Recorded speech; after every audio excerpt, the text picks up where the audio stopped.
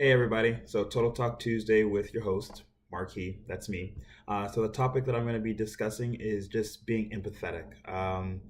And the reason for that is, oftentimes, I tend to just go through my day not really, I would say not really thinking about much, but I'm constantly thinking about things. And the other day, I was just feeling overwhelmed with emotions.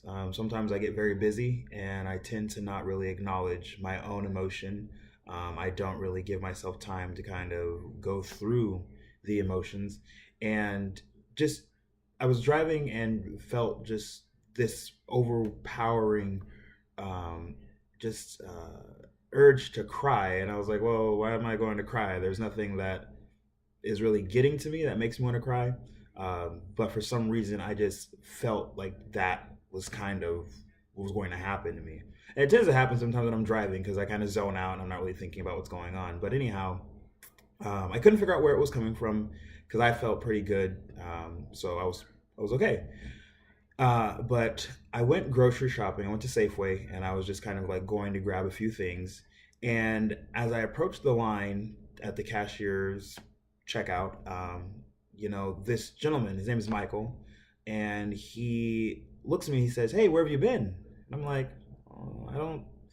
I kind of know. I recognize you, but I don't really know you." And I just went, I was like, "Hey, I've just been working. I've been busy. So I haven't been here for a while."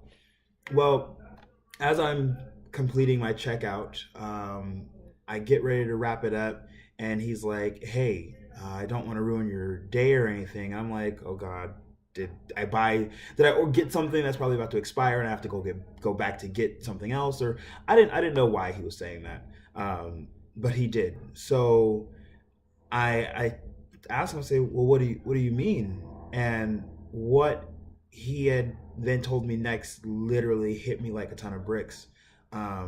He leaned forward and he's like, "Well, my wife passed away February 11th," and I was kind of blown away. Like I literally was stopped in my tracks. I didn't really have much to say, and if you know me, I can have a lot to say from time to time. But in moments like that, I don't really know what to say. 'Cause I don't want to say, "Oh, I'm sorry for your loss," because I don't believe in saying I'm sorry. Instead, I say, and I told him, I said, "You know what? I'm gonna keep you in my prayers." And to me, I feel like that is a very important thing for just me to say. Is that I'll keep you in my prayers because I will. I'll constantly pray for you, your family. And I asked him. I said, "Well, why are you even at work?" And then as soon as I asked him, I told him, I said, "Well, you're probably here just kind of keep your mind off of the situation and kind of keep yourself busy." And he said, "Yeah, that's why I'm here."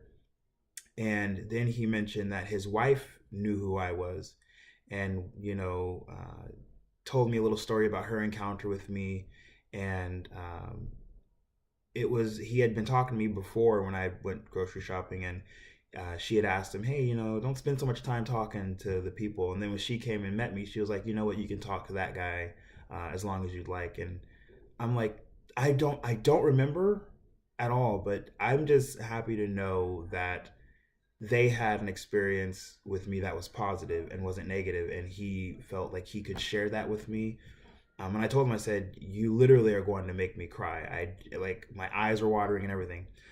This is a little bit longer than I expected, but basically, he shared. He said, if have a significant other, do at least two things. Kiss them and let them know that you love them.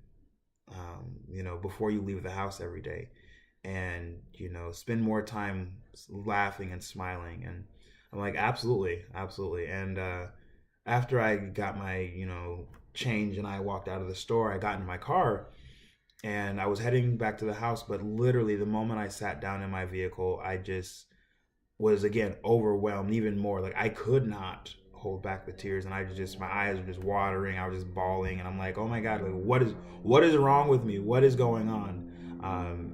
So you never know what people are going through. You never know, who they've lost. You just don't know. So just take time to smile more, laugh more, and try to have, not really try to have, but definitely work towards having a better interaction with people. Even if you don't want to go out of the house to go grocery shopping or whatever you have to do to run errands, just keep in mind that you might create a positive, long lasting memory for someone who you may interact with directly or indirectly, and just try to be empathetic.